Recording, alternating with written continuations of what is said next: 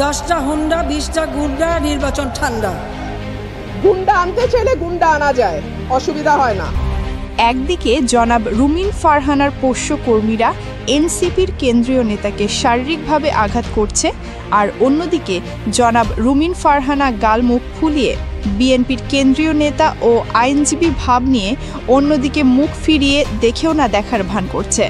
সম্প্রতি ইলেকশন কমিশনে এনসিপির নেতাকর্মীদের উপর বিএনপির রুমিন গ্যাংয়ের হামলার নিন্দা জানাতে এমন মন্তব্য করেছেন এনসিপির কেন্দ্রীয় আহ্বায়ক কমিটির মুখ্য সংগঠক সার্জিস আলম।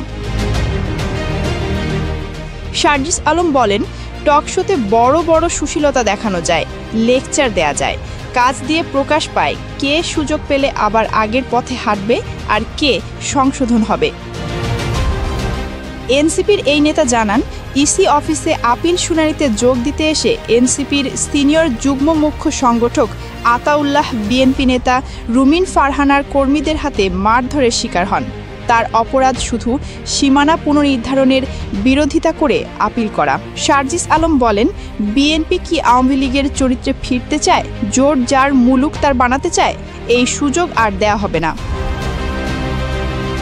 ইলেকশন কমিশনকে অথর্ব উল্লেখ করে সার্জিস আলম বলেন, ইসির ভেতরেই একজন শীর্ষ নেতা নিরাপত্তা যদি নিশ্চিত করা না যায়, তাহলে এই অথর্ব ইসি কিভাবে সারা বাংলাদেশে অন্যান্য দলের নেতাকর্মীদের নিরাপত্তা নিশ্চিত করবে?